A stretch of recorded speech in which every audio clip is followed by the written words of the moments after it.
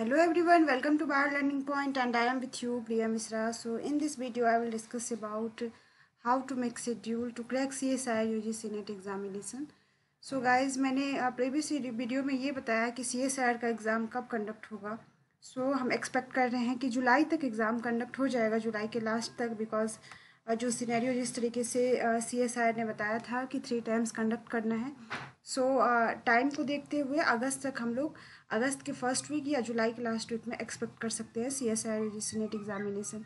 सो इसके लिए एक right strategy and right schedule का होना बहुत इंपॉर्टेंट है. यदि हम ऐसा नहीं करते हैं अभी से, जैसे कि बहुत कम टाइम बचा हुआ है हमारे पास, लाइक अप्रैल लास्ट हो गया, मई जून एंड जुलाई 3 मंथ्स हमारे पास बचे हुए हार्डली. तो इस 3 मंथ्स को किस तरीके से यूटिलाइज़ करना चाहिए, वो कैंडिडेट्स जिनका किसी तरीके से JRF छूट गया और क्या रीज़न रहा उनके JRF छूटने का, वो एक शेड्यूल में भी ना बना पाए हो या उनका राइट शेड्यूल ना रहा हो, इसकी वजह से उन्हें JRF या LS किसी वजह से छूटा. सो वही सारा कुछ मैं इस वीडियो में डिस्कस करने वाली हूँ. सो लास्ट तक ज़रूर बने रहें. सो लाइक पहले मैं बात करूँगी उन कैंडिडेट्स का जो कि ड्रॉपर हैं, लाइक जिनका MSc कंप्लीट हो चुका है, वो अपना शेड्यूल किस तरीके से बनाए. मैं इस टॉपिक पे बात नहीं करूँगी कि आप दिन में पढ़े या रात में पढ़े, जो आपके लिए कंफर्टेबल टाइम हो उस टाइम में आप पढ़िए. बिकॉज कुछ लोग दिन में पढ़ने में कंफर्टेबल होते हैं और कुछ लोग नाइट में पढ़ने में कंफर्टेबल होते हैं. तो it's only depends on you कि किस तरीके से आप कंफर्ट हैं, किस तरीके से चीज़ें आप कब आपका परफॉर्मेंस अच्छा हो पाता है. दिन के टाइम में ज़्यादा आप पढ़ पाते हैं तो दिन में ही आप पढ़िए, और रात के टाइम में ज़्यादा पढ़ते हैं तो रात में पढ़िए.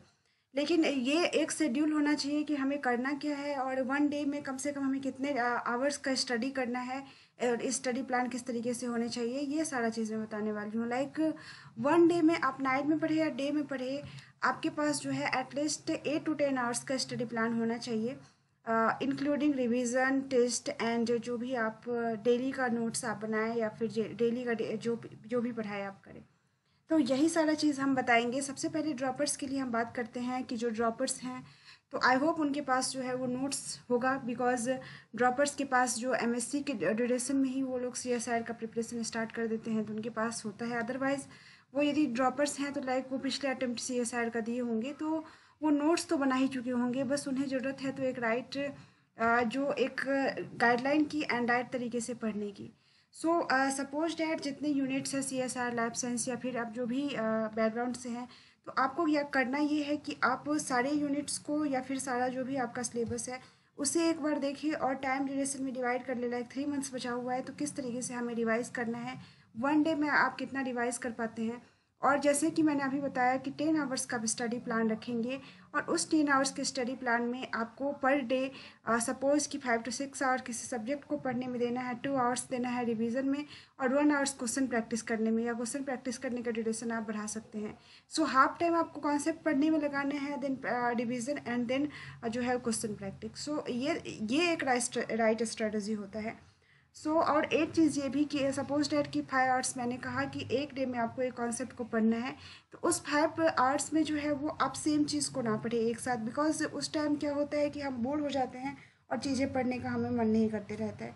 उसमें भी आप डिवाइड कर ले. लाइक आप जिस सब्जेक्ट से भी हैं, लाइफ साइंस से है तो आप जैसे 2-3 यूनिट को साथ में लेके पढ़े तो 1 आवर्स करके पढ़ेंगे तो आपको इंटरेस्ट भी आएगा और समझ में भी ज़्यादा आएगा. और उसी के जितना भी आप चीज़ें पढ़ रहे हैं तो आप वो क्वेश्चन प्रैक्टिस करने का भी टाइम रखें, बिकॉज जब जिस समय आप जो चीज़ पढ़ेंगे और तुरंत क्वेश्चन करेंगे तो उस टाइम वो क्वेश्चन सॉल्व हो जाएगा और 1 आवर्स के बाद हो सकता है कि क्वेश्चन सॉल्व ना हो. तो ये एक राइट स्ट्रैटेजी होता है और राइट वे होता है प्रिपरेशन करने का और क्वेश्चन प्रैक्टिस करने का. And one day like Sunday को आप जो है वो रिवीजन एंड टेस्ट के लिए ही रखें, बिकॉज डेली पढ़ने से ऐसा होता है कि हम मेरा या आपका किसी का भी माइंड प्रॉपरली वर्क नहीं कर पाता है. तो वो तरीका होना चाहिए कि आप कभी कभी माइंड को रेस्ट भी दें, 1 वीक में 1 टाइम, एंड उस टाइम बस आप टेस्ट एंड कुछ चीज़ बस रिवाइज कर लें. ये तो बात हो गई ड्रॉपर्स की. अब मैं बात करती हूँ बिगनर्स की, जो अभी जो पढ़ना स्टार्ट करेंगे और CSIR देंगे, अभी जो अपकमिंग CSIR है. तो उनके लिए एक बड़ा चैलेंज ये भी होता है कि उन्हें नोट्स भी बनाना होता है. सपोज डैट आप कोई भी कॉन्सेप्ट लर्न कर रहे हैं फ्रॉम एनी ऑनलाइन प्लेटफॉर्म या ऑफलाइन, या खुद आप नोट्स प्रिपेयर कर रहे हैं किसी भी स्टैंडर्ड बुक से. आप कॉन्सेप्ट पढ़ने के साथ साथ ही नोट्स बनाएं. इससे आपका टाइम वेस्ट भी नहीं होगा और वो इम्पोर्टेंट चीज़ आपके नोट्स में भी कवर अप हो जाएंगे.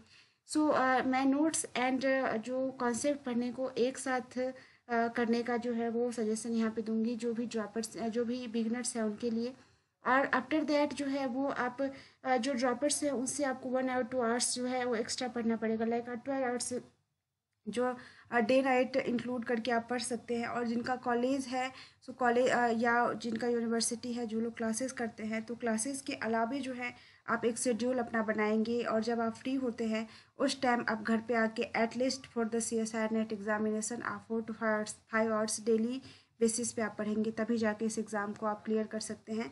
बिकॉज आप जब तक कॉलेज या यूनिवर्सिटी में रहेंगे तब तक भी आप पढ़ेंगे, और उसके साथ आपको सेल्फ स्टडी भी करना होगा। जितना भी टाइम आपको कॉलेज में जो है वो खाली मिलता है, आप लाइब्रेरी में जाके पढ़ सकते हैं और सारा प्रिपरेशन कर सकते हैं, और साथ में आप टेस्ट दे सकते हैं, क्वेश्चन प्रैक्टिस कर सकते हैं।